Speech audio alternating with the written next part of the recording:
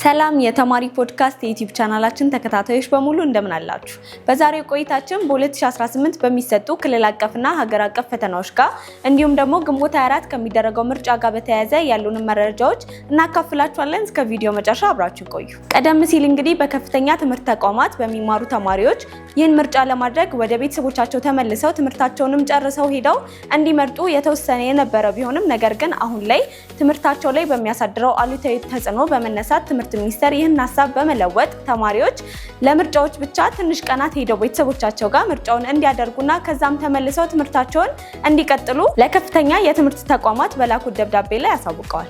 ታዲያ ተማሪዎች ከዚህ ምርጫ በኋላ ባሉት ቀናቶች ላይ ፈተናቸውን እንደሚያደርጉ አሳውቀዋል ማለት ነው። ከዚህ ጋር በተያያዘ ትምህርት ሚኒስቴር እስካሁን ስለ ማትሪክ ፈተና እንዲሁም ደግሞ ስለ ሚኒስትሪ ፈተና ያሉት እንዲሁም ያወጡት ምንም አይነት መረጃ ባይኖርም ነገር ግን ከነዚህ መረጃዎች በመነሳት እንዲሁም ደግሞ በአመቱ መጀመሪያ ላይ በሚያወጡት ትምህርታዊ ስኬጁል በመነሳት ያለንን ግምት ከዚህ ቀጥሎ አስቀምጣለሁ። በመጀመሪያ እንግዲህ ከሪሚዲያል ተፈታኞች ስጀምር የሪሚዲያል ተማሪዎች በዩኒቨርሲቲ ሆነው ትምህርታቸውን እየተከታተሉ እንዳሉ ይታወቃል። ታዲያ ትምህርት ሚኒስቴር ለከፍተኛ ትምህርት ተቋማት በላኩት ደብዳቤ ላይ እነዚህን የሪሚዲያል ተማሪዎች ያካትታል ብለን እንገምታለን። ታዲያ ከዚህ በመነሳትም ከምርጫው በኋላ ማለትም ተማሪዎች ምርጫቸውን በቤተሰቦቻቸው ጋር ሄደው መርጠው ሲመለሱ የሪሚዲያል ፈተናቸውን እንደሚወስዱ እንገምታለን።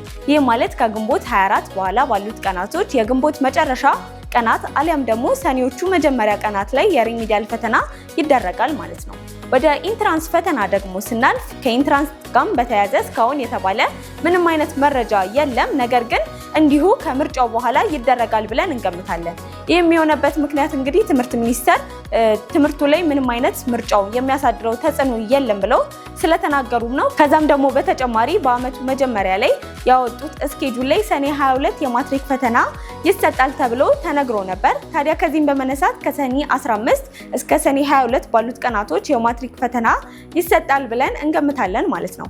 ወደ ሚኒስትሪ ተፈታኞች ደግሞ ሳልፍ በ2017 ዓ.ም የ6ኛ ክፍልና የ8ኛ ክፍል ሚኒስትሪ ተፈታኞች በተከታታይ ፈተናቸውን ወስደው ነበር። የ8ኛ ክፍል የሚኒስትሪ ተፈታኞች ከሰኔ 3 እንዲሁም 4 ጀምሮ ፈተናቸውን በ2017 የወሰዱ ሲሆን የ6ኛ ክፍል ደግሞ ተማሪዎች ከነሱ በመቀጠል ከሰኔ 8 እና 9 ፈተናቸውን ወስደው ነበር። ታዲያ በ2018 ዓ.ም ከዚህ የተለየ ነገር ይኖራል ብለን አንገምትም። በሰኔዎቹ መጀመሪያ ላይ የሚኒስትሪ ተፈታኞች ፈተናቸውን አስቀድመው ይወስዳሉ ብለን እንገምታለን ማለት ነው። አስቀድሜ እንደነገርኳችሁ ትምህርት ሚኒስቴር በእነዚህ ላይ ያወጣው መረጃ እስካሁን ምንም የለም።